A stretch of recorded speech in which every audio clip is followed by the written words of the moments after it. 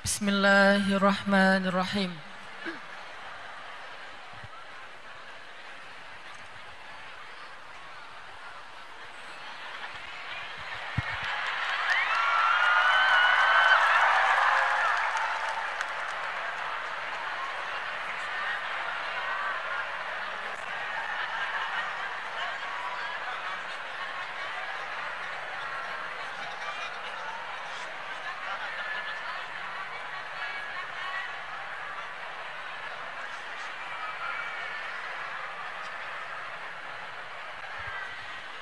Itu hukumnya wajib, Pak. Harus ada selfie dulu. Baik, bismillahirrahmanirrahim. Assalamualaikum warahmatullahi wabarakatuh.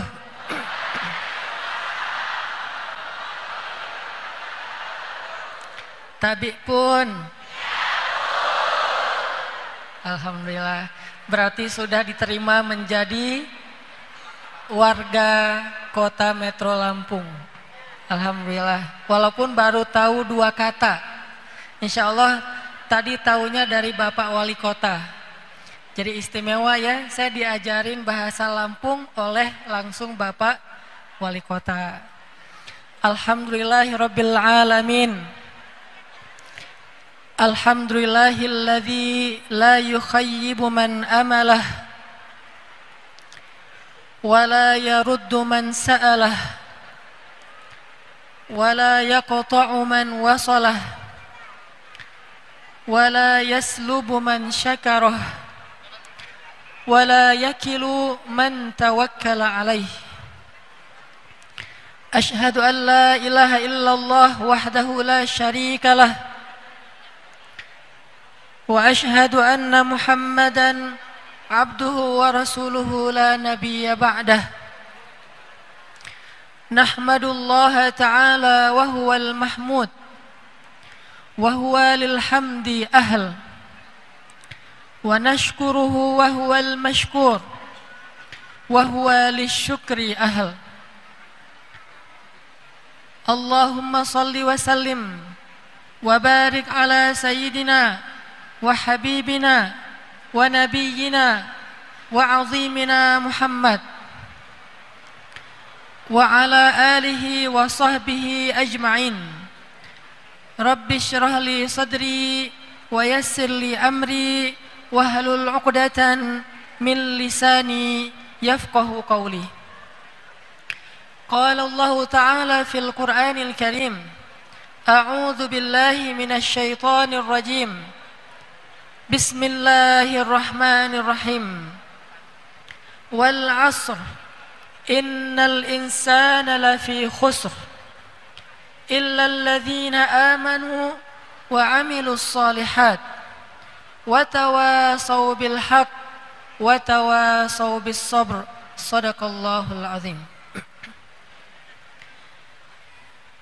Yang saya hormati Bapak Wali Kota dan juga Bapak Wali Kota, Wakil Wali Kota yang luar biasa diberikan oleh Allah Subhanahu wa taala amanah untuk memimpin sebuah kota yang anak mudanya alhamdulillah anak-anak muda yang cinta masjid. Terlihat di sini semuanya sebagian besar ini anak-anak muda. Coba angkat tangan dulu yang masih merasa muda. Wes. Sekarang yang masih jomblo.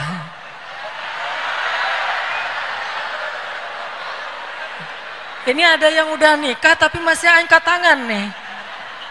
Masya Allah, ternyata Bapak jumlah kakak 52.000 masih kurang. Ternyata di sini banyak yang siap untuk membuat kakak baru, Pak. Jadi insya Allah setelah kajian tabligh akbar hari ini, kakak di Kota Metro Lampung menjadi 100.000 kakak. Yang di sini menjadi urutan kedua di kakak. Yang di sini urutan pertama sebagai kepala keluarga. Siap insya Allah? Baik, harus semangat ya jomblo untuk menghalalkan. Kemudian yang saya hormati, saya muliakan guru kita bersama, Buya Zakaria. Mohon izin kepada Buya, saya bicara di depan walaupun seharusnya saya mendengar nasihat di sini dari Buya Zakaria, tetapi karena ini adalah amanah, saya mohon izin kepada Buya untuk bicara dan nanti mohon bimbingan dari Buya kalau ada dari pembicaraan saya yang keliru. Kemudian yang saya hormati juga Bapak Dandim, Bapak Kapolsek, kemudian juga banyak dari tokoh-tokoh masyarakat yang mungkin saya tidak bisa sebutkan satu persatu. Dan saya juga mau ucapin terima kasih buat teman-teman dari Ayo Cinta Masjid yang sudah berkolaborasi dengan Masjid At-Taqwa, karena di dalam masjid mungkin kita saling mendoakan saja ya. Nanti tepuk tangannya pas di luar. Yang sudah berkolaborasi dengan Masjid At-Taqwa, dengan DKM, dengan Majelis Taklim, dengan banyak komunitas-komunitas pemuda, baik komunitas dakwah maupun organisasi masyarakat anak muda. Mudah-mudahan semangat Ayo Cinta Masjid bukan hanya berbentuk komunitas, tetapi dia menjadi salah satu lifestyle anak muda Metro Lampung. Bahwa ke masjid bukan karena di masjid ada teman kita. Ke masjid bukan karena di masjid itu ada geng. Karena di masjid ada bagi-bagi sembako. Tapi ke masjid itu lifestyle kita. Bahwa kita daily-nya itu memang tidak jauh dari masjid. Sehingga siapapun, kata Nabi, yang engkau lihat mondar-mandir rumah masjid, maka saksikanlah sesungguhnya dia termasuk orang yang beriman. Sebagaimana tema besar dari ulang tahun Kota Metro kali ini yang ke-82, untuk mewujudkan kota yang unggul dengan iman dan takwa. Sehingga tadi saya merasa sangat berkesan dengan tilawah dari Ustadz Qori kita yang luar biasa, bacaannya melantun dengan mizmar min mazamiri ali Dawud, dengan seruling-seruling keluarga Daud. Barakallahu fiik Ustadz Qori. Dan membacakan ayat tentang anjuran atau perintah untuk bertakwa. Maka dari itu saya pada kesempatan ini pengen sharing. Sebelumnya saya tadi karena Bapak Wali menyampaikan pantun tak kenal maka saya juga pengen menyampaikan sebuah peribahasa kepada yang masih jomblo nih. Kalau tak kenal maka tak sayang, itu peribahasa yang sudah membumi di Indonesia. Sekarang ada tambahan peribahasa para jomblo fisabilillah. Tak kenal maka ta'aruf ya. Mungkin sebagian nggak ngerti ta'aruf itu apa. Ta'aruf itu akad atau melamar. Jadi tak kenal maka ta'aruf. Datang ke rumahnya, kenalan, terus bawa hadiah yang banyak, mobil, villa ya. Insya Allah baru sayang. Jadi pada kesempatan ini saya juga pengen ta'arufan, kenalan sama teman-teman di Kota Metro Lampung. Saya aslinya dari Aceh Pak, cuman udah 12 tahun di Bandung. Lahir di Aceh, besar di Aceh, mondok di Aceh. Kemudian beres mondok, melanjutkan pendidikan ke Al-Azhar Kairo Mesir. Saya beda 2 tahun dengan Ustadz Abdul Somad. Beliau kakak kelas saya. Beliau ngambil jurusan yang sama dengan saya. Kita sama-sama mengambil jurusan tafsir Al-Quran. Hanya mungkin interestnya beda. Kalau Ustadz Abdul Somad mengambil jurusan tafsir Al-Quran, tapi interestnya di ilmu fikih dan hadis. Kalau saya mengambil jurusan tafsir Al-Quran, tapi knowledge interestnya di dakwah dan pergerakan. Sehingga alhamdulillah, selamat datang kepada Bapak Sekda. Alhamdulillah sejak pulang dari Kairo, saya tinggal di kota Bandung dan sekarang sudah alhamdulillah sekitar 12 tahun dan anak-anak rata-rata lahir di kota Bandung dan sudah menjadi warga kota Bandung. Di kota Bandung alhamdulillah saya membuat sebuah gerakan 5 tahun yang lalu sebelum ada tren hijrah. Kita buat sebuah gerakan namanya Pemuda Hijrah. Pemuda Hijrah. Kenapa kita buat gerakan Pemuda Hijrah? Karena hijrah ini adalah istilah lain dari taubat. Karena setelah Rasulullah SAW membebaskan kota Makkah atau Fathu Makkah, maka hijrah maknanya sudah semakin luas. Kalau sebelum Fathu Makkah, hijrah itu artinya berpindah dari Makkah ke Madinah. Berpindah dari negeri ketika orang yang beriman itu terzolimi, mencari negeri di mana mereka bisa menjalankan agama mereka dengan nyaman dan aman. Tapi setelah Fathu Makkah, maka Nabi SAW mengatakan hijrah itu adalah niat. Hijrah itu adalah azam. Hijrah itu adalah keinginan yang kuat untuk berubah. Itulah hijrah. Bahasa lainnya dari hijrah adalah taubah. Kita bisa menyebutnya dengan istilah pemuda taubat. Kita bisa menyebutnya dengan istilah pemuda hijrah. Atau banyak istilah-istilah lain yang memiliki makna yang hampir sama. Sehingga saya bersama teman-teman di Bandung membuat sebuah gerakan namanya Pemuda Hijrah. Pemuda Hijrah ini bukan pesantren.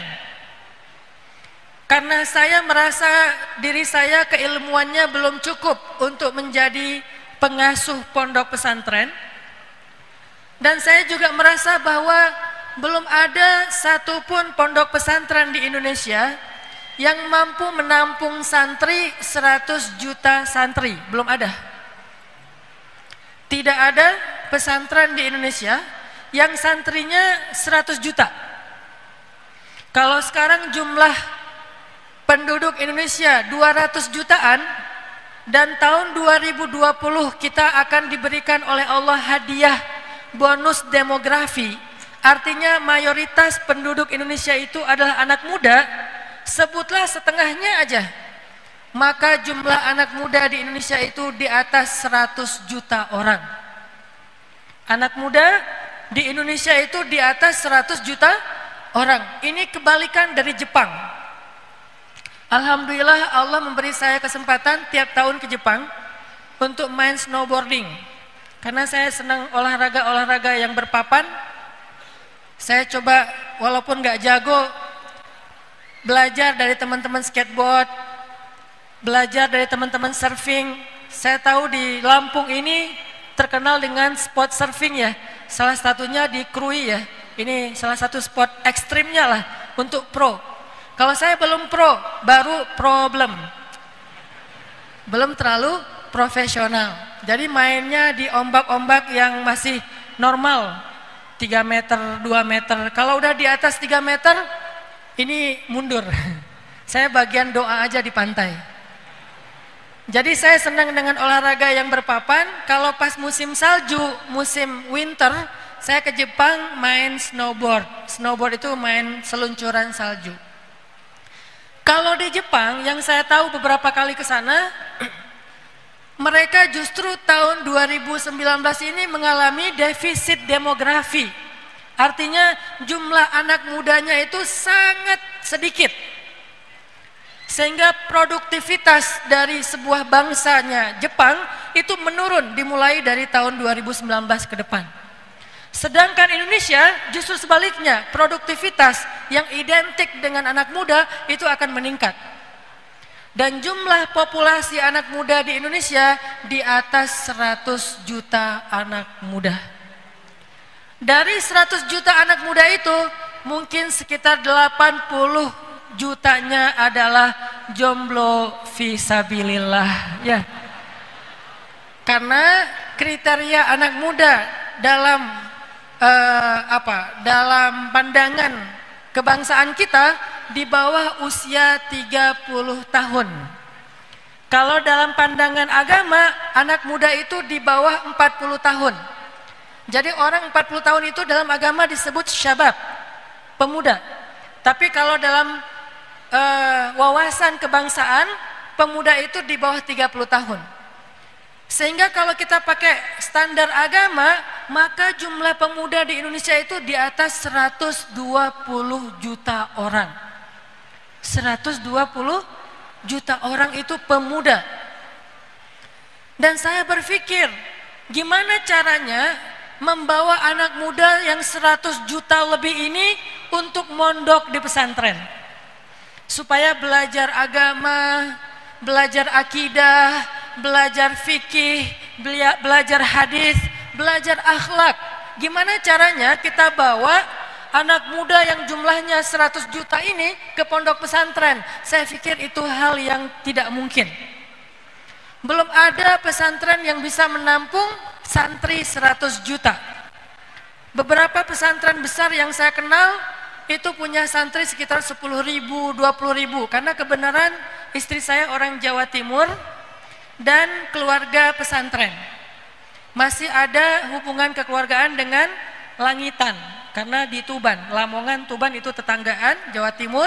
Jadi kita masih keluarga pesantren. Ayah mertua saya itu pengurus Masjid Asmoro Kondi di Tuban.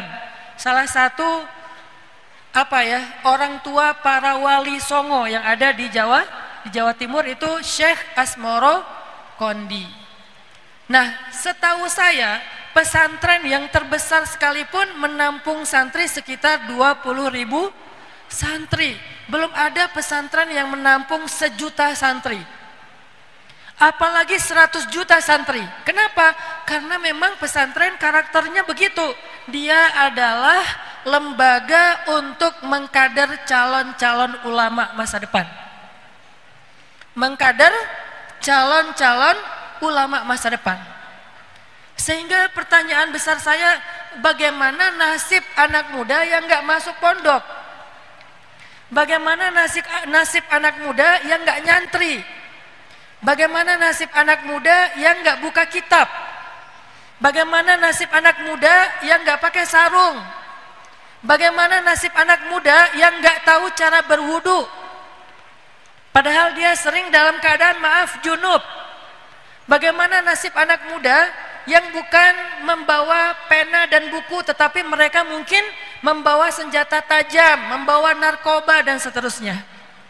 Sehingga kita tidak membuat pesantren waktu 5 tahun yang lalu, karena saya tidak mampu. Bukan pesantren gak penting, penting banget. Itu salah satu tonggak bangsa. Cuman tidak semua orang bisa masuk pesantren. Maka harus ada sebuah program masyarakat yang bisa memberikan konten-konten pesantren, tapi kepada orang yang tidak sempat nyantri di pesantren. Akhirnya saya pun membuat sebuah gerakan, namanya Gerakan Pemuda Hijrah. Apa itu Gerakan Pemuda Hijrah? Gerakan Pemuda Hijrah bukan gerakan membuat pesantren, tetapi gerakan membuat pesan disebarkan lewat tren. Bukan pesantren, tapi pesan _tren pakai D. TREND. Pesan _tren. Apa itu pesan _tren? Menyebarkan pesan lewat tren di masyarakat. Itulah yang kita lakukan 5 tahun terakhir. Nah, salah satu pesan yang kita jadikan tren 5 tahun terakhir itu adalah tren hijrah. Tren hijrah. Kita kumpulkan beberapa tools untuk membuat tren. Karena dulu saya di Mesir banyak belajar tentang ilmu movement, pergerakan. Gimana cara social engineering, membuat sebuah gerakan sosial. Akhirnya kita kumpulkanlah tools, beberapa media, elemen, perangkat untuk bisa membuat sebuah tren. Setelah kita kumpulkan perangkatnya, kita munculkan tren pertama, namanya tren hijrah. Mulailah hijrah ini menjadi sesuatu yang diminati anak muda. Berbondong-bondong orang hijrah, baik secara pribadi maupun secara komunitas. Muncul komunitas-komunitas dengan nama hijrah di Indonesia. Di sosial media, konten-konten hijrah bertebaran. Akun-akun hijrah mulai menjadi diminati. Bahkan beberapa tokoh-tokoh hijrah menjadi selebgram. Kita munculkan tokoh-tokohnya. Salah satunya kita panggungkanlah sosok Muzammil sebagai qori. Sehingga anak-anak muda senang membaca Al-Quran. Kenapa? Karena pengen kayak Muzammil. Dari situ trennya berkembang. Muncul Taki Malik, muncul Ibrahim Quran, muncul Salim Bahanan, muncul Cuping. Kalau Muzammil emang di awal kita setting, yang lain ngikut. Jadi semacam bola salju yang semakin lama semakin berkembang. Dan di Bandung kita memulai dengan teman-teman komunitas motor. Sekarang saya nyebutnya komunitas, dulu bukan. Dulu masyarakat nyebut mereka dengan istilah geng motor. Jadi di motor itu ada klub motor, ada geng motor. Kalau klub motor itu yang senang motor. Klub motor gede, klub motor matic, klub motor klasik, gitu-gitu kan ya. Masing-masing bikin klub. Kegiatannya touring, itu klub motor. Kalau geng motor, dia bukan senang motor, senang tarung, senang duel. Sehingga motor mereka itu bukan satu jenis atau satu merek. Karena buat mereka motor bukan segalanya, tetapi berkumpul lalu mereka kemudian tarung itu sesuatu aktivitas yang biasa mereka lakukan. Di Bandung ada 4 komunitas motor yang dulu disebut sebagai geng motor. Satu komunitas anggotanya sekitar 50.000 orang. Ada 4 komunitas, jadi sekitar 200.000 anggota geng motor. Tatoan, kriminal, narkoba, tawuran, dan seterusnya. Kita ajak ngaji bareng-bareng, tapi bukan dengan membuat tabligh akbar. Tapi kita ngajinya sambil touring, ngajinya sambil ngopi, ngajinya sambil olahraga, ngajinya sambil ketemuan, gathering, jalan kemana, pengajian-pengajian yang bentuknya sesuai dengan aktiviti mereka, walaupun tidak negatif. Alhamdulillah tahun 2015, 4 geng motor deklarasi hijrah dan merubah dirinya menjadi ormas. Bukan lagi geng motor, tetapi sudah berubah menjadi ormas. Yang tadinya kegiatannya adalah tawuran, tarung, dan seterusnya, sekarang kegiatannya sosial project, melakukan kegiatan-kegiatan sosial. Mulai mereka sering ke masjid, mulai mereka masing-masing bikin taklim di masjid. Dan yang luar biasanya, di dalam geng motor itu sekarang sudah ada divisi dakwah. Sudah ada divisi dakwah.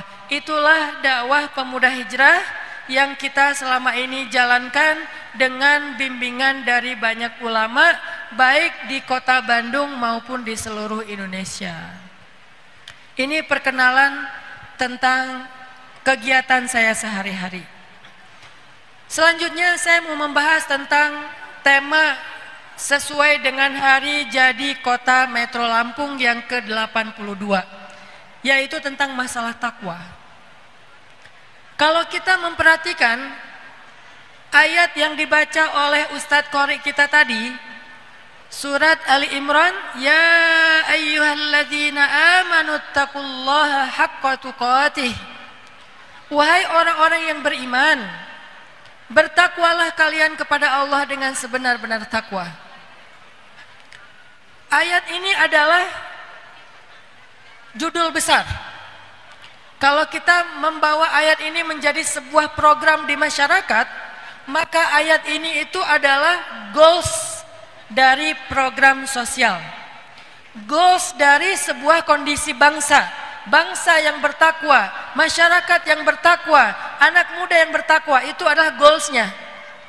Jadi puncaknya adalah takwa. Ittaqullaha haqqa tuqatih. Bertakwalah kalian kepada Allah dengan sebenar-benar takwa. Apa arti sebenar-benar takwa? Sami'na wa ata'na. Taat kepada Allah Subhanahu wa taala. Arti takwa itu kalau ada suara azan, hayya 'alas shalah,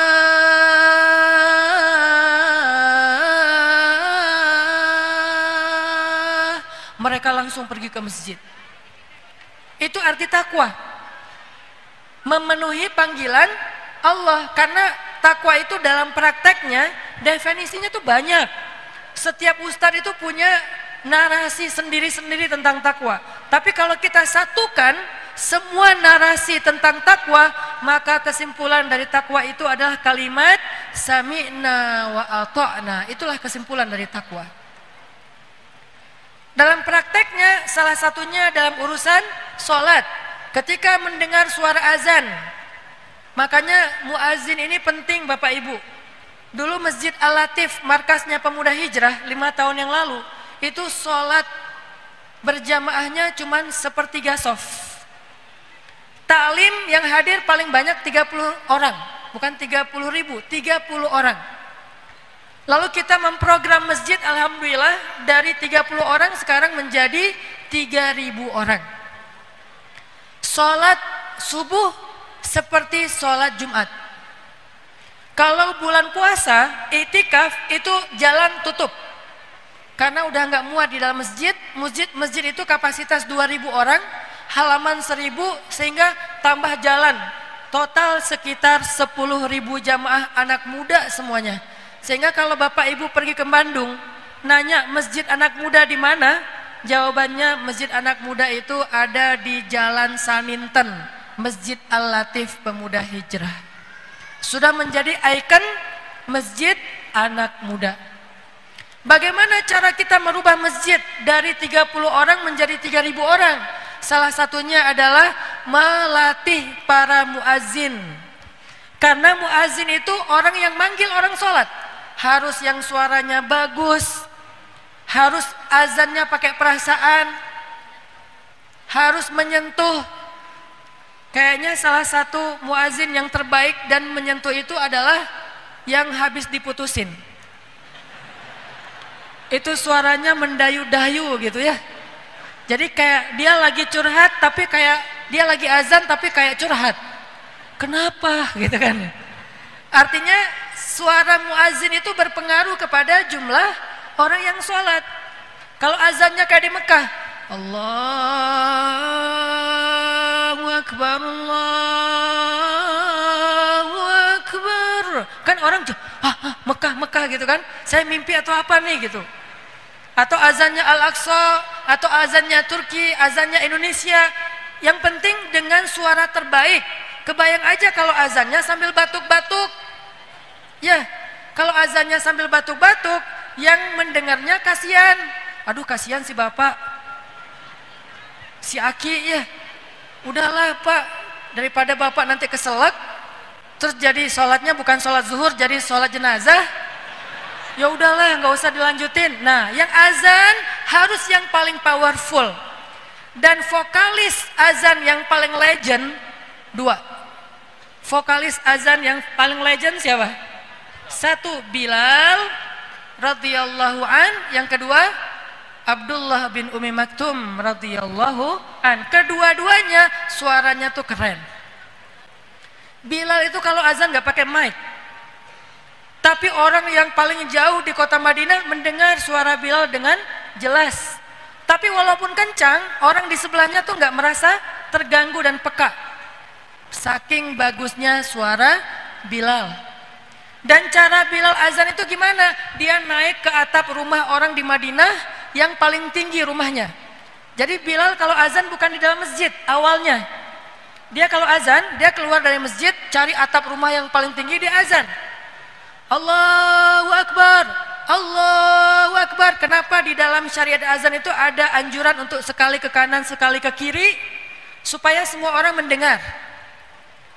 Kalau sekarang nggak perlu lagi cari menara, tidak perlu lagi ke rumah yang paling tinggi, malah nanti diusir ya. Dikirain mau ngapain, maka sekarang pakai audio sound system yang ditaruh di atas menara tinggi supaya semua orang mendengar. Azan, sehingga kita dulu saya mengajarkan azan dengan berbagai macam model azan. Salah satu murid-murid saya yang awal itu Muzammil. Saya ajarin ke Muzammil nih, azan Al-Aqsa tuh kayak gini. Jadi kalau kamu lagi pakai azannya Al-Aqsa, kamu tuh harus menghayati tentang Masjidil Aqsa yang dirampas, sehingga sedih. Kalau kamu lagi azan Mekah, menghayati cerita Nabi Ismail. Kalau azan Madinah, menghayati perjuangan Rasulullah. Kalau azannya azan Indonesia, menghayati perjuangan para pahlawan.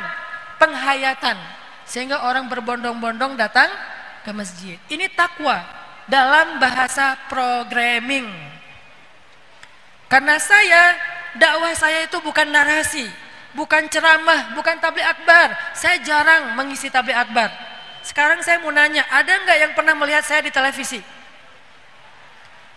Apa Ustaz nggak pernah diundang televisi? Semua channel televisi undang saya. Alhamdulillah, tetapi saya tolak, belum mau balikan. Kenapa? Karena dakwah saya itu bukan narasi, bukan ceramah. Dakwah saya adalah programming, memprogram masyarakat. Kalaupun saya menerima sesekali jadwal ceramah, karena ada komunitas yang sedang saya rangkul. Kemarin saya ceramah di Semarang bareng teman-teman pemuda Pancasila. Kenapa? Pengen anak-anak pemuda Pancasila ngaji bareng nih. Yang mungkin kata ketuanya, Mas Bambang, ini Ustadz yang datang cuma 30 orang, tapi masing-masing di belakangnya ada 200 pasukan. 30 orang ini di belakangnya ada 200 pasukan per satu orangnya. Dan mereka belum semua hijrah. Dari 30 orang, 15 orangnya tuh baru aja keluar dari sel. Baru bebas 15 orang. Jadi belum hilang aroma kriminalnya tuh belum hilang. Alhamdulillah ikut ngaji. Setelah itu saya telepon 2 minggu setelahnya ke Mas Bambang. Mas, gimana ada anak-anak? Kata Mas Bambang, alhamdulillah Ustadz, udah 2 minggu ini mereka nggak minum. Sudah 2 minggu ini mereka nggak minum. Dan ketika kita buka sesi tanya jawab, tahu nggak Bapak Ibu pertanyaannya apa? Ustadz, kalau kita habis mabuk, boleh sholat nggak? Ini bukan pertanyaan fikih di dalam pesantren. Karena di pesantren itu nggak ada yang mabuk. Sehingga pertanyaannya adalah gimana cara berwudu, bersuci. Kalau di luar, kalau kita habis mabuk, boleh sholat nggak? Ada lagi yang nanya, Ustadz, saya belum bisa ninggalin cewek. Saya setiap malam junub. Setiap malam junub. Itu kalau saya mau sholat subuh, tapi dingin, gimana ya Ustadz? Boleh nggak saya tayamum? Tapi saya nggak tahu cara tayamum. Sementara saya kotor. Dia kotornya bukan cuma junub, tapi dosa zina. Alhamdulillah 2 minggu setelah saya telepon, alhamdulillah udah nggak ada yang junub. Udah nggak pada minum. Ini dakwahnya, programming. Mencari beberapa komunitas, yuk kita ngaji bareng. Membuat tren di masyarakat. Sehingga kita tidak berdakwah dengan narasi. Program, salah satu programnya melatih muazin masjid. Semua masjid di Metro Lampung, suara azannya itu harus suara yang paling baper. Harus yang paling baper. Hayya 'alas shalah.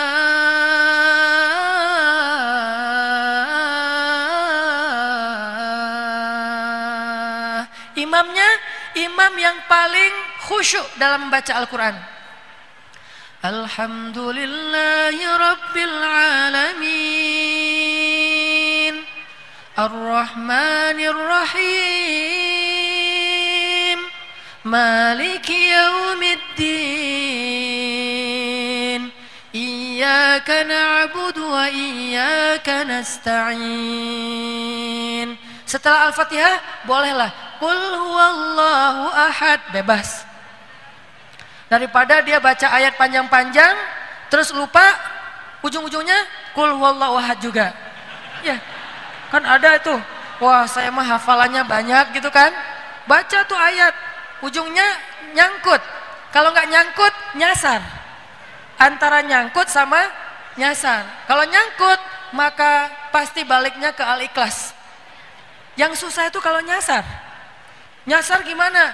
Wabasyiril ladzina amanu wa amilus shalihat. Surat apa? Al-Baqarah. Terus dia bingung. Ujung-ujungnya watawasau bil haq. Masuk ke surat Al-Asr. Ini namanya nyasar. Ada juga yang bukan nyasar, jalan buntu, nggak tahu kemana keluarnya. Salah satunya di surat Al-Kafirun. Itu surat terpanjang itu.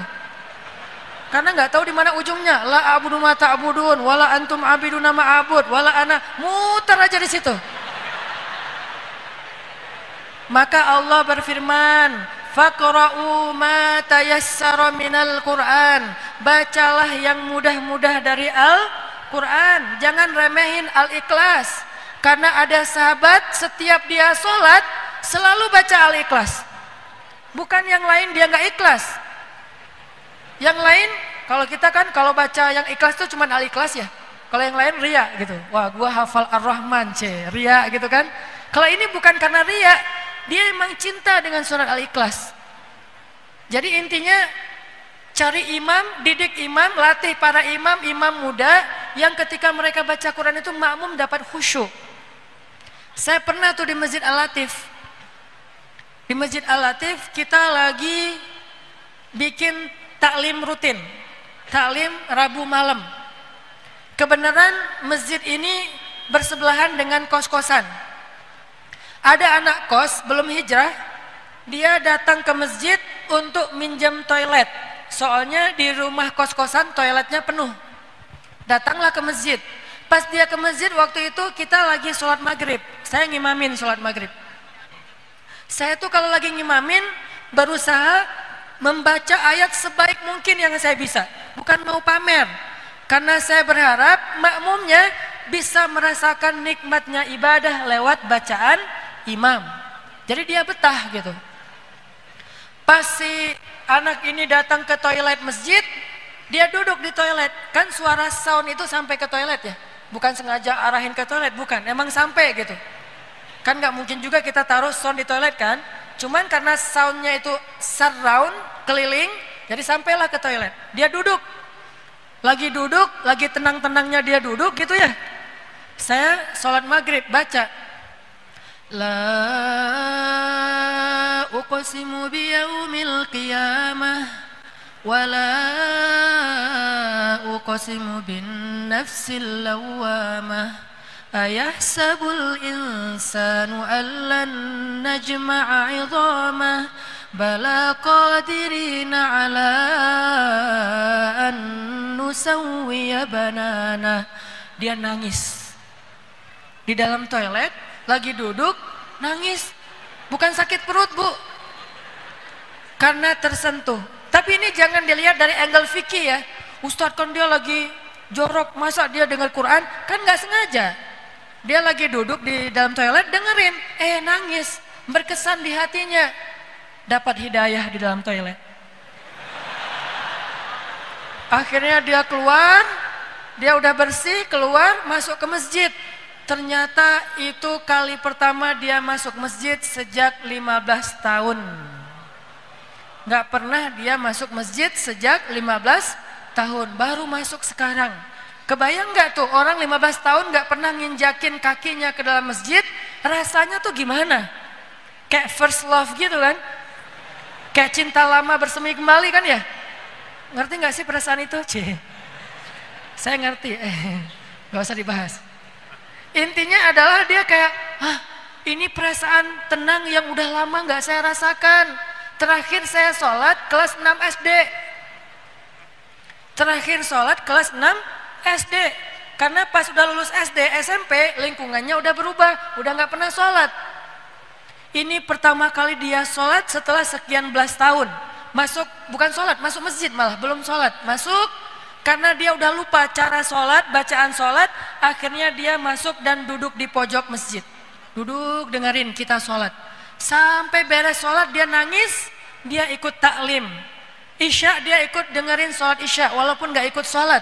Beres itu dia datang dan curhat, sejak itu dia hijrah. Mulai rajin ke masjid. Lalu ditelepon sama ibunya, dia orang Makassar, lagi merantau di Bandung. Ditelepon sama ibunya, kamu di mana? Di masjid. Ibunya kaget. Ngapain kamu ke masjid? Kalau dia di masjid, ibunya heran.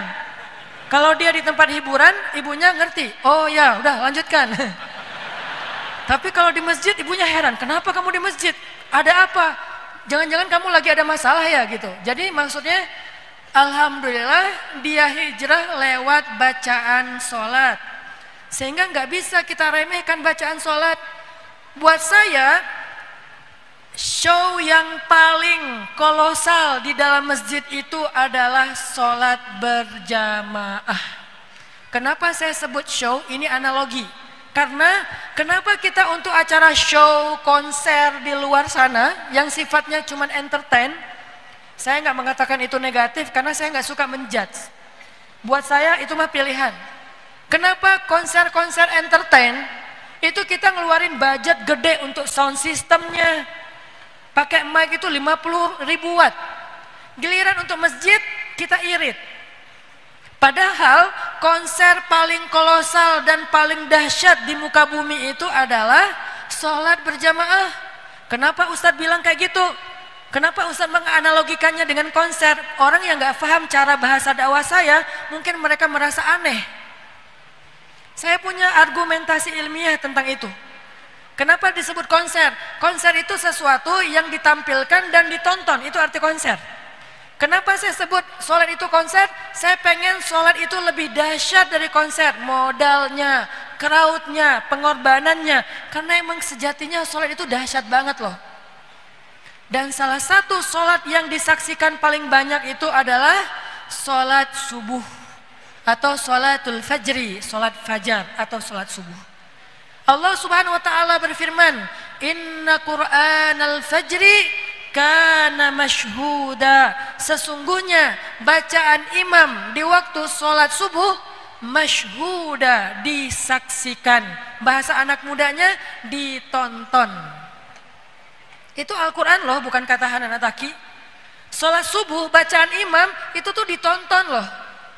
Pertanyaannya, yang nonton imam lagi sholat subuh itu siapa? Allah dan para malaikat. Jumlahnya minimal 70.000 malaikat yang nonton sholat subuh. Nonton bahasa resminya menyaksikan. Boleh nggak saya terjemahin nonton? Boleh, karena cuman beda diksi, maknanya sama. Kalau bahasa orang-orang yang mungkin resmi, kampus, kuliah, itu bahasanya menyaksikan. Saksikanlah, gitu kan lah. Kalau bahasa anak muda, tontonlah. Jadi nonton, menyaksikan itu sama. Jangan sampai kita terjebak dalam diksi. Kesannya saya nggak boleh ngomong gaul, tapi bergaul boleh, padahal sama aja ya. Bergaul dengan gaul itu sama, cuman beda imbuhan. Yang satu pakai imbuhan ber dan yang kedua nggak pakai imbuhan. Ternyata sholat subuh itu ditonton Bapak Ibu, teman-teman. Bedanya sama konser entertain yang paling besar di muka bumi itu apa? Salah satunya Tomorrowland. Kalau yang nggak tahu berarti anak baik-baik. Tomorrowland itu konser salah satu kolosalnya entertain lah. Yang bendera berkibar di sana tuh rata-rata bendera Israel. Dan sekarang saya lihat mulai ada bendera Indonesia. Ini sangat menyedihkan gitu. Ada bendera Indonesia berkibar di Tomorrowland. Harusnya bendera Indonesia itu berkibar dalam event-event keren gitu, bukan Tomorrowland. Nah, konser Tomorrowland ini modalnya itu ratusan miliar loh. Yang menyaksikan cuma ribuan orang. Orang yang menyaksikan juga banyaknya para pendosa. Tapi kalau konser sholat subuh berjamaah yang menyaksikan Rabbul Alamin, Allah sendiri, lalu malaikat yang jumlahnya 70.000 orang. Masa modalnya kecil? Masa soundnya ngadat-ngadat? Masa suaranya nggak surround? Sehingga yang pertama saya lakukan di Masjid Al-Latif untuk membawa anak-anak muda supaya memenuhi panggilan Allah, dan itu arti takwa adalah membenahi sound system masjid. Maaf Bapak Ibu, hari ini saya tidak bicara narasi, bicara program. Biar langsung konkret jadi tuh. Satu, latih para muazin. Supaya apa? Supaya anak muda datang ke masjid itu nyaman. Dengar suara azan tuh nggak enak gitu sama Allah. Aduh nggak enak, kenapa? Panggilan Allah tuh lembut banget gitu kan. Kalau manggilnya marah-marah, hayalah sholah, kan males ya. Apaan sih lo gitu kan. Ini berhubung yang azannya enak, akhirnya kita ngerasa feeling guilty kalau nggak memenuhi panggilannya. Udah sampai di masjid, jangan ngebosanin. Begitu masuk ke dalam masjid, dengar imam baca Quran, kita betah lama-lama. Kalau bisa 1 juz. Kok imamnya bacanya cepet banget sih, cuman setengah juz, harusnya 1 juz. Ini kalau imamnya bacanya enak. Kalau imamnya bacanya nggak enak, baru juga setengah lembar, udah banyak kode-kode di belakang. Ada yang bersin-bersin, ada yang batuk-batuk, batuknya pakai kode, udahan gitu kan ya. Akhirnya imamnya, oh ya Allahu Akbar gitu, karena bacaannya nggak enak. Latih para imam-imam muda, belajar maqamat, irama. Alhamdulillahi Rabbil Alamin, Ar-Rahmanir Rahim, Maliki Yaumiddin,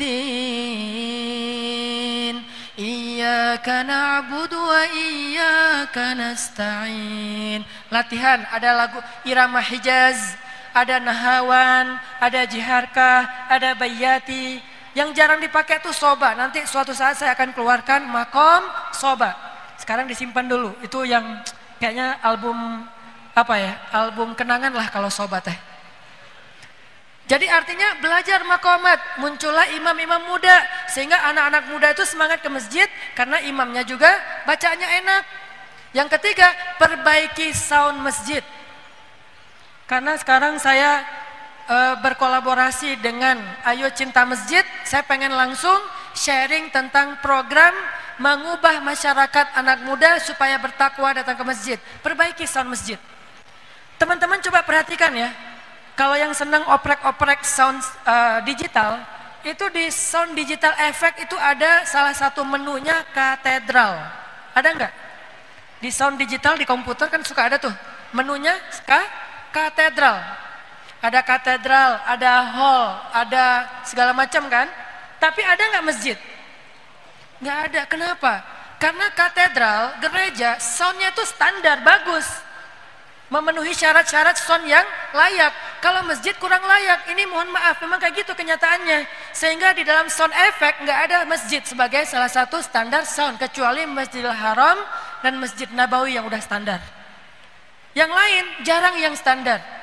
Efeknya itu kurang reverb, efeknya itu kurang surround, low-nya ketinggian, high-nya kerendahan.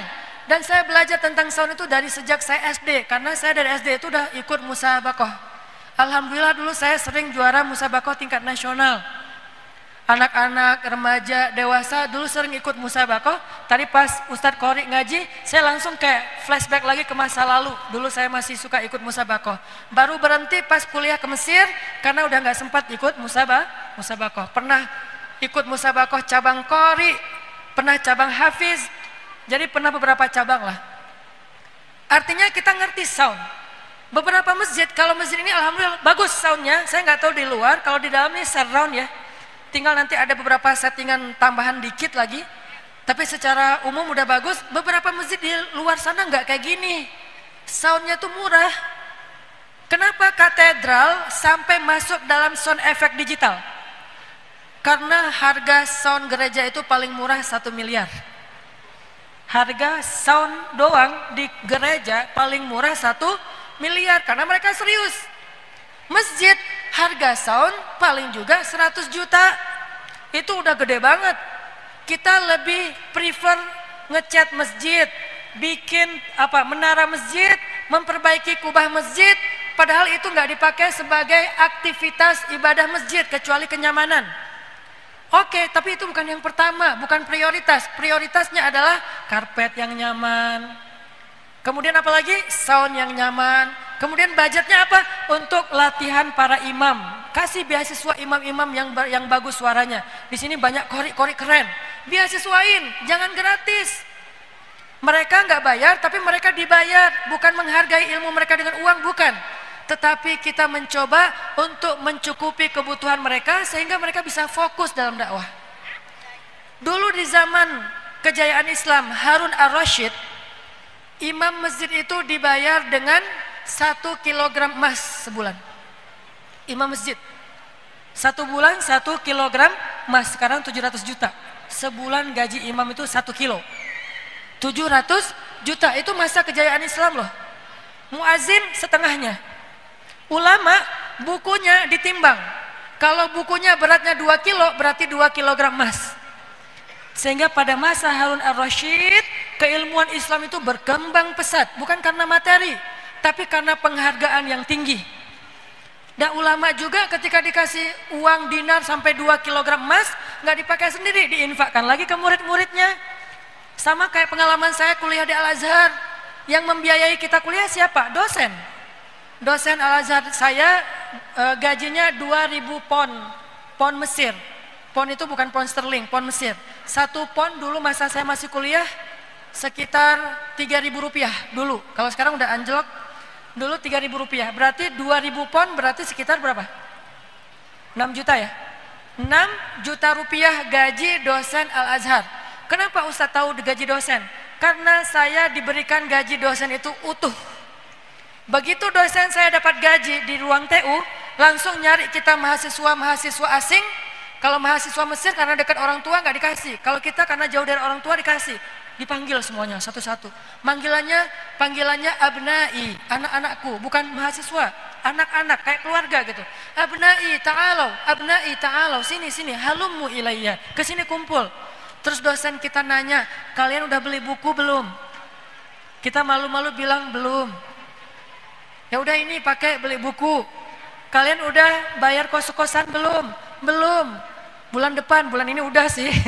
Kasih, bayar buat bulan depan. Sampai habis uang gajian beliau di hari pertama. Itu dosen Al-Azhar loh. Dan saya juga tahu karena istri saya juga di Al-Azhar, dulu kita nikahnya di sana. Ya ayat-ayat cinta gitu. Kita sama-sama belajar di Al-Azhar, nikah di Mesir. Istri saya juga yang dari Jawa Timur tadi, dia diutus oleh Depak, beasiswa di sana, sempat ngambil S2. Ketika dia S2, saya udah selesai S1, saya jalan-jalan kayak 99 cahaya di langit Eropa gitu kan. Saya bagian jalan-jalan, dia bagian yang pusing kuliah. Karena S2 Al-Azhar itu berat banget. Nah, ketika dia S2, dosennya datang ke dia, namanya Maria, kamu mau S2, nanti saya yang biayain. Soalnya S2 udah gak ada beasiswa. Cuman gratis, tapi tidak diberikan biaya living cost. Kalau S1 ada biaya living cost-nya, kalau S2 gak ada. Akhirnya gaji dosennya diberikan.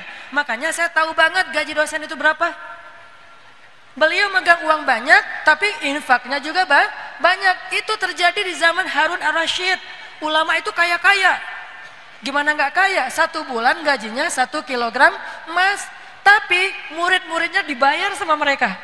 Sehingga murid-muridnya itu nggak ada yang susah. Nggak ada yang mikirin, aduh makan saya gimana ya, asrama saya gimana ya. Yang bayar gurunya. Kalau kita belum mampu sampai ke level itu, minimal kita sama-sama nih. Semuanya patungan yuk, kita jadi ansor nih. Kalau ini muhajirin yang sedang berhijrah, kita jadi ansornya. Karena ansor muhajirinnya nggak bisa dipisahkan. Ada gerakan hijrah, ada gerakan nusrah namanya. Hijrah itu muhajirin, nusrah itu ansor, saling mendukung, saling mensupport.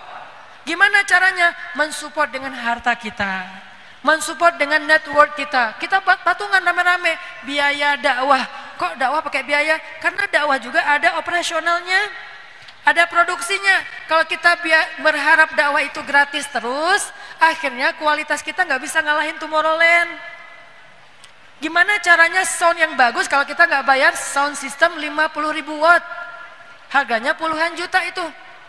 Kita pemuda hijrah bikin bisnis namanya Shift Merch. Alhamdulillah ada sedikit keuntungan dari Shift Merch. Kita bikin event tabligh akbar.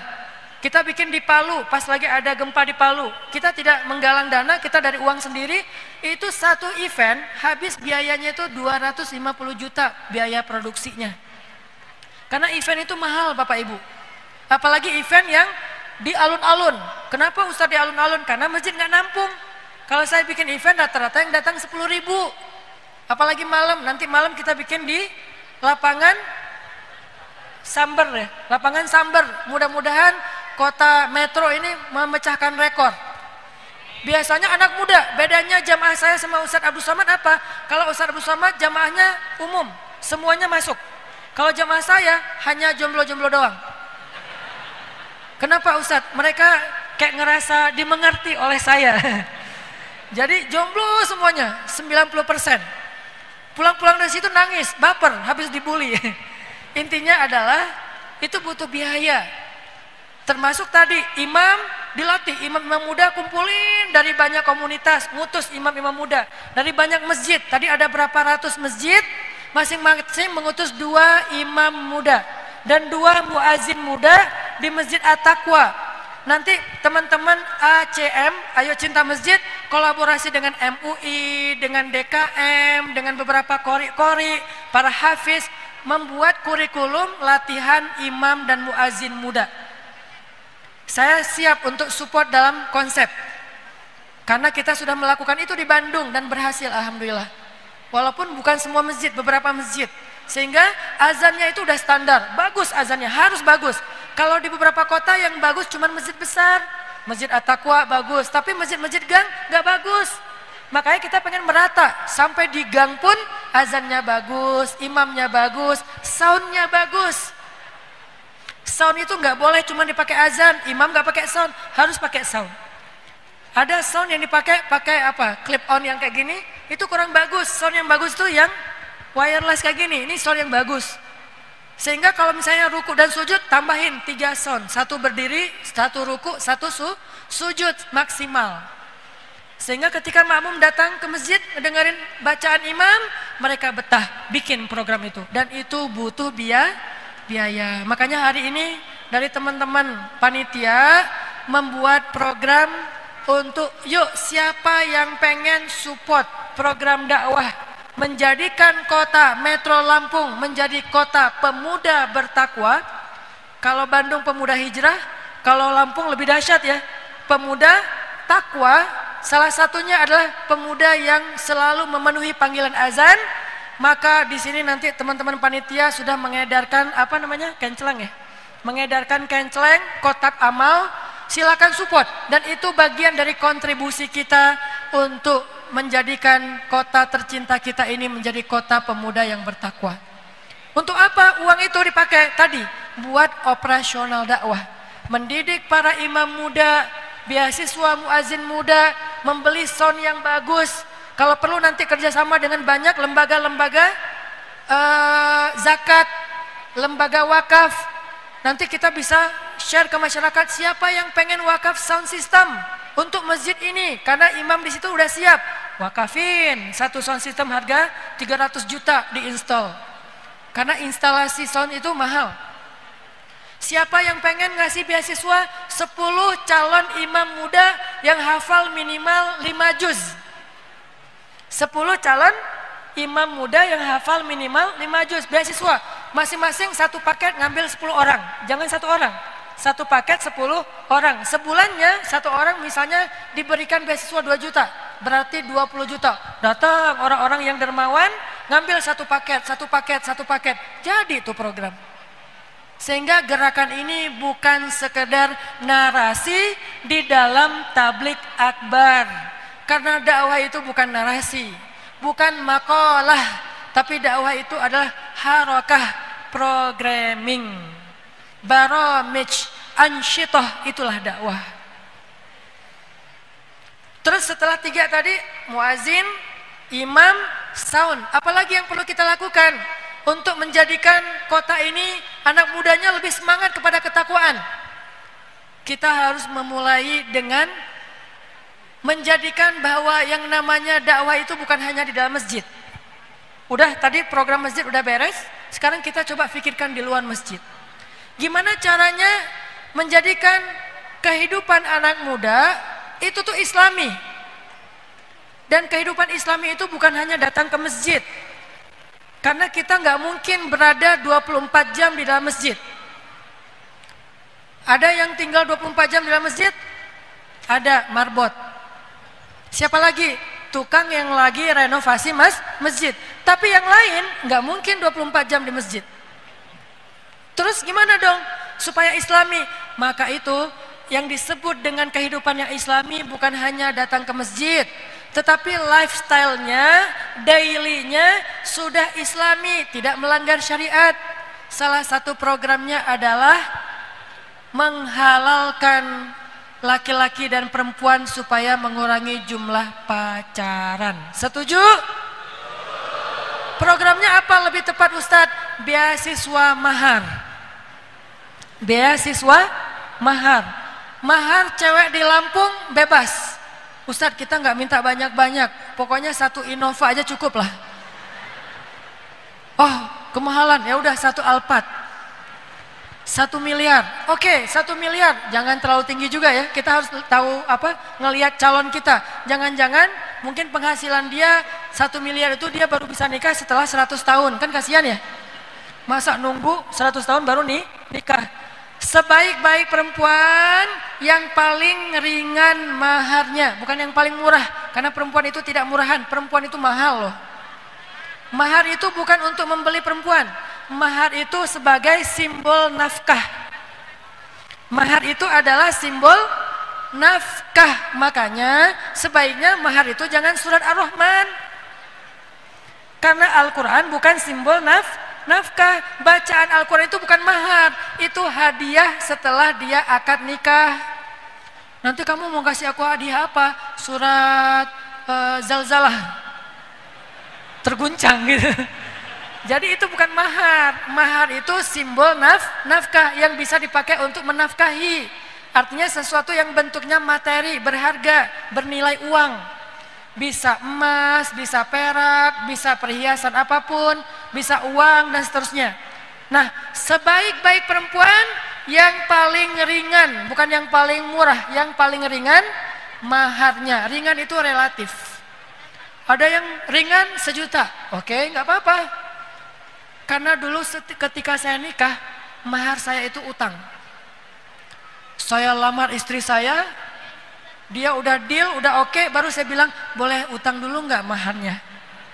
Masa dia mau nolak gara-gara utang ya? Akhirnya ya udahlah, minta $500. $500 itu saya jadiin modal usaha. Alhamdulillah baliknya menjadi $2.000. Dan Allah berikan keberkahan sampai akhirnya bisa memberikan $2.000 itu bukan hanya mahar tapi bulanan, terus saja naik supaya cintanya juga bertambah, nafkah harus bertambah.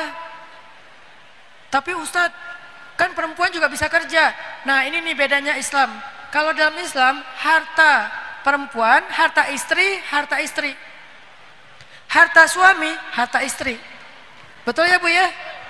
Harta istri, harta suami, harta istri. Saya tuh nggak punya harta loh. Rumah saya atas nama istri, saldo atas nama istri. Saya homeless, nggak punya rumah. Kok bisa gitu? Supaya kalau nanti meninggal, saya hisapnya ringan. Kata istri saya, enak aja kalau gitu saya yang berat. Ya itu kan pilihan ya. Saya hisapnya ringan, mau ditanya, itu rumah kamu gimana? Punya istri. Itu mobil, punya istri. Itu saldo, lihat aja namanya, nama istri. Terus kamu gak punya apa-apa ya Allah, ya udah masuk surga. Cie. Kan enak tuh. Ini akadnya nih, sehingga makin digituin, makin cinta. Wah ini suami luar biasa sih. Nah, intinya adalah salah satu program takwa itu adalah mengurangi jumlah pacaran, pergaulan bebas, hamil di luar nikah, membuang bayi di selokan dan seterusnya. Solusinya menikah, halalkan. Ustadz, susah menikah itu, lebih gampang pacaran. Siapa bilang pacaran itu sembunyi-sembunyi? Kalau menikah cuman gini doang, saya terima nikahnya fulanah bintu fulan dengan mahar sekian dibayar tunai, udah. Nggak perlu sembunyi-sembunyi lagi. Yang tadinya semua dosa, sekarang semuanya pahala. Tadi memandang dosa, fit call dosa, teleponan tengah malam dosa, apalagi boncengan dosa. Sekarang memandang menggugurkan dosa. Tadi nambah dosa, sekarang menggugurkan dosa. Fit call makruh. Kenapa? Kalau bisa ketemu langsung. Pandang-pandangan berpahala. Lebih dari itu, ya gitu. Nggak usah diperjelas, kasihan yang jomblo nanti aduh ngebayangin apa Ustadz, jangan. Jadi ibadah gitu. Mereka berduaan di rumah ibadah, di jalan ibadah, dan ini adalah takwa. Jadi kalau saya memotivasi para jomblo menikah, itu bukan dakwah main-main. Karena saya nggak suka menjat dengan mengatakan pacaran haram. Kalau ada yang nanya ke saya, Ustadz apa hukum pacaran? Saya bilang halal. Dengan syarat nikah dulu. Karena setelah menikah, pacaran jadi halal. Setelah menikah, pacaran jadi berpahala. Jadi buat saya, pacaran itu halal. Saya nggak suka menjudge. Sehingga program dakwah saya itu bukan mengatakan pacaran haram. Tapi ayo nikah, ayo halalkan. Tapi saya nggak ngebahas bab pacarannya. Itu sama aja, beda angle. Cuman nggak semua orang paham. Saya semangatin para calon mertua, kalau datang kepada kalian laki-laki yang baik akhlaknya, jangan dipersulit. Ini bagian ini bolehlah di crop dan diviralkan. @calon mertua. Kalau datang laki-laki yang baik akhlaknya, apa ukuran laki-laki baik akhlaknya? 1, tanggung jawab. Itu doang. Kalau ibadah bisa belajar nanti. Kalau ilmu agama bisa sama-sama belajar, tapi tanggung jawab itu nomor 1 tuh. Sehingga kalau datang laki-laki yang dia punya tanggung jawab, dia bekerja, dia punya penghasilan, nggak usah gede, yang penting dia ikhtiar, maka terimalah datangnya dia, lalu jadikan dia sebagai seseorang yang bisa menjalankan perintah Allah untuk bisa beribadah dengan berumah tangga. Ini program takwa untuk anak muda nih. Dan yang terakhir, program takwa untuk anak muda adalah program menghilangkan korban-korban hutang. Ini yang mulai banyak nih di Indonesia nih. Korban hutang online, ya. Banyak kan sekarang korban hutang online dengan sistem riba. Dan itu lebih dahsyat dari model-model yang konvensional. Sehingga ngutangnya gampang, sehari cair. Nggak perlu banyak persyaratan, tapi begitu udah kesangkut, itu tuh luar biasa bahayanya, luar biasa masalahnya. Sehingga program untuk menjadikan Metro Lampung sebagai kota anak muda yang bertakwa adalah kita jadikan kreativitas anak muda ini sebagai salah satu solusi dakwah. Jangan hanya dibikin oleh pemerintah kota, tapi juga harus jadi program masjid. Gimana caranya masjid bisa membuat program usaha industri kreatif anak muda? Masjid yang bikin. Cara bikinnya gimana Ustadz? Bikin pertama training motivasi bisnis. Jangan cuma yang bikin training motivasi itu cuma orang-orang luar. Masjid harus bikin. Pertama jenjangnya bikin training motivasi. Setelah beres training motivasi, naik level coaching. Bukan lagi training tapi coaching bisnis. Jadi udah kayak semacam bisnis inkubator gitu. Jadi udah mulai dibentuk. Sampai lahirlah dari masjid entrepreneur muda yang islami. Sehingga akhirnya dia yang tadinya belajar di masjid, dibiayai oleh masjid, setelah sukses dia menjadi orang yang berinfak, sedekah, zakat di masjid. Ini cara menjadikan program takwa, bukan narasi lagi. Modalnya masjid ngeluarin modal dikit lah. Modalnya dari mana? Tadi dari infak kita bersama-sama. Bikin masjid mengadakan training motivasi sukses. Di mana ngadainnya? Boleh di dalam masjid, karena itu termasuk dakwah, nggak apa-apa di dalam masjid. Boleh juga di ruang pertemuan masjid, boleh juga di luar yang sifatnya outdoor, training motivasi sukses. Nanti alumni dari training motivasi sukses di screening lagi naik menjadi coaching bisnis. Kalau udah coaching, biasanya coachnya, pelatihnya dia akan arahkan, oh anak ini cocoknya kuliner, anak ini cocoknya clothing, anak ini cocoknya event organizer, anak ini cocoknya apa, masing-masing punya bakat kan, itu di coaching, masing-masing punya lahan bisnis yang berbeda-beda. Nanti kalau mereka udah sukses, akadnya mereka harus mensupport kegiatan masjid dalam bentuk sedekah, wakaf, infak, zakat. Akhirnya berkembang terus nih. Makin lama makin besar. 2 tahun, 3 tahun ke depan, akhirnya yang sholat di dalam masjid itu semuanya entrepreneur. Sholat berjamaah subuh isinya pengusaha-pengusaha muda, kan keren ya. Yang muazinnya suaranya bagus, imamnya bacaannya bagus, yang makmumnya pengusaha-pengusaha Islam muda. Itulah yang disebut dengan program takwa. Mudah-mudahan sharing sederhana ini bisa menjadi inspirasi, terutama buat teman-teman Ayo Cinta Masjid, buat DKM, buat semua anak muda Kota Metro Lampung. Nanti sesi malam insya Allah kita akan sharing yang lebih santai. Kalau sekarang programming dulu nih. Nanti malam santai, kita akan sharing yang bahasanya bahasa anak muda banget, tentang sosial media, tentang kegiatan dailynya anak muda. Itu ada sesi khusus. Jadi hadirlah, bawa semua geng-geng teman-teman semuanya. Yang penting jangan bawa mantan. Susah nanti terjadi tawuran massal ya, antara mantan dengan mantan, kan bahaya. Oh ya. Sebelum saya tutup, saya mau mengajak dari semua jamaah, yuk kita sama-sama keluarkan harta terbaik kita, infak untuk tadi yang sudah saya jelaskan, program dakwah masjid. Mudah-mudahan dengan begitu kita bisa mensupport semua rencana untuk menjadikan Kota Metro Lampung sebagai kota yang unggul karena 2 hal, iman dan takwa. Bukan sekedar narasi, bukan sekedar spanduk, bukan sekedar ucapan, tetapi programming, social engineering yang dimulai dari masjid. Silakan panitia tetap beredar dan kita sambil mendengar, sambil kalau lewat kotak infak kita berikan harta terbaik kita. Selanjutnya saya langsung ke muhasabah. أعوذ بالله من الشيطان الرجيم بسم الله الرحمن الرحيم الحمد لله رب العالمين الرحمن الرحيم مالك يوم الدين إياك نعبد وإياك نستعين اهدنا الصراط المستقيم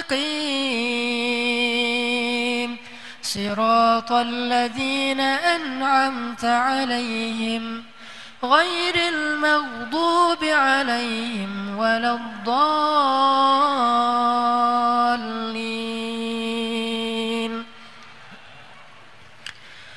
اللهم إليك أسلمنا اللهم إليك أسلمنا اللهم إليك أسلمنا وبك آمنا وعليك توكلنا وبك خاصمنا وإليك أنبنا يا الله يا الله يا الله اللهم إنا نسألك علما نافعا وقلبا خاشعا وعملا صالحا وتوبة نصوحا ورزقا حلالا طيبا ربنا آتنا من لدنك رحمة وهيئ لنا من أمرنا رشدا واجعل لنا من كل ضيق مخرجا ومن كل هم فرجا ومن كل عسر يسرا. Duhai Allah, segala puji dan syukur kepada Engkau ya Allah, atas semua nikmat yang Engkau berikan kepada kami. Sungguh kami tidak mampu menghitung nikmat-Mu, karena sesungguhnya tidak ada seorang pun dari hamba-Mu yang mampu menghitung jumlah dari nikmat-Mu yang sangat banyak. Engkau tidak menyuruh kami untuk menghitung nikmat-nikmat-Mu. Engkau hanya menyuruh kami dan meminta kami untuk mensyukuri nikmat itu. Ajarkan kami cara bersyukur yang paling baik ya Allah. Maafkan kami seandainya selama ini kami masih sering kufur atas nikmat-nikmat-Mu. Jangan cabut nikmat itu dari hidup kami ya Allah, karena kami belum pandai bersyukur kepada-Mu. Jangan kurangi jatah nikmat untuk kami ya Allah, karena kami masih sering ingkar kepada-Mu. Jangan ganti nikmat-nikmat dalam hidup kami dengan musibah ya Allah, karena kami masih sering mengabaikan karunia-karunia-Mu. Kami tidak akan sanggup ya Allah menanggung kemarahan-Mu. Kami tidak sanggup ya Allah menanggung murka-Mu, walaupun kami pantas menerima semua itu. Kami tidak mampu untuk menanggung azab-Mu ya Allah. Kami tidak mampu menanggung hukuman-Mu ya Allah, bahkan di dunia apalagi di akhirat. Walaupun sangat layak Engkau menghukum kami atas dosa-dosa kami yang banyak, kami hanya mampu meminta belas kasihan dari-Mu, agar Engkau mengampuni dosa-dosa kami dan menerima taubat kami ya Allah. Jangan cabut nikmat dari hidup kami karena dosa-dosa kami ya Allah. Jangan cabut nikmat sehat kami apabila kami masih bermalas-malasan dalam ibadah ya Allah. Jangan cabut nikmat fikiran kami apabila kami masih sering melupakan-Mu ya Allah. Jangan cabut nikmat kaki kami untuk bisa melangkah, karena kami masih sering bermalas-malasan melangkahkan kaki ke rumah-Mu ya Allah. Jangan cabut nikmat hati kami sehingga Engkau tutup hati itu dan menjadi keras jika hati kami masih sering melupakan-Mu ya Allah. Duhai Allah, jangan cabut nikmat hidup kami, harta kami, jika kami masih sering berhitung-hitung untuk berinfak di jalan-Mu, sedangkan kami begitu boros untuk membelanjakan harta itu dalam hal-hal yang bukan ibadah, tapi kami sangat hemat dan berhitung jika itu untuk ibadah. Kami tahu ya Allah, seandainya kami mau jujur, sungguh infak yang kami keluarkan di jalan-Mu masih teramat kecil dibandingkan dengan harta yang kami keluarkan untuk kebutuhan kami pribadi. Masih amat kecil dibandingkan dengan harta yang kami belanjakan untuk hiburan, untuk perhiasan, untuk bersenang-senang, untuk jalan-jalan dengan keluarga. Sungguh infak dan sedekah kami masih teramat kecil ya Allah. Maka jangan cabut nikmat harta. Seandainya menurut Engkau kami masih termasuk orang-orang yang kikir ya Allah. Beri kami petunjuk ya Allah. Bimbing kami ya Allah agar bisa menjadi lebih baik. Agar kami bisa belajar takwa. Agar kami bisa meningkatkan kebaikan amal soleh kami. Agar kami bisa semakin dekat kepada-Mu ya Allah. Sungguh kami tidak tahu cara mendekatkan diri kepada-Mu. Sungguh kami tidak tahu cara beramal solih. Sungguh kami tidak tahu cara kembali dan bertaubat kepada-Mu, kecuali jika Engkau membimbing kami pulang kepada-Mu ya Allah. Jangan tinggalkan kami ya Allah, walaupun kami hamba yang pembangkang. Jangan tinggalkan kami ya Allah, walaupun Engkau lihat kami hamba yang sombong. Kami menyombongkan diri di hadapan-Mu, padahal Engkaulah Raja di atas segala raja. Engkaulah penguasa alam semesta. Tidak layak sedikit pun kami merasa sombong di depan-Mu ya Allah. Kami lemah. Jika Engkau menginginkan, dengan sedikit saja Engkau bisa menjadikan kami sakit dan tidak berdaya. Dengan sedikit saja kekuasaan-Mu, Engkau menjadikan kami orang yang hina dan tidak diperhatikan. Dengan sedikit saja kekuasaan-Mu, Engkau jadikan kami orang yang ditinggalkan. Bimbing kami ya Allah. Bimbing kami agar bisa memperbaiki diri kami ya Allah. Rabbana atina fid dunya hasanah wa fil akhirati hasanah wa qina azabannar. Alhamdulillahi rabbil alamin. Subhanakallahumma wa bihamdika asyhadu an la ilaha illa anta astaghfiruka wa atubu ilaik. Billahi taufiq wal hidayah. Wassalamualaikum warahmatullahi wabarakatuh.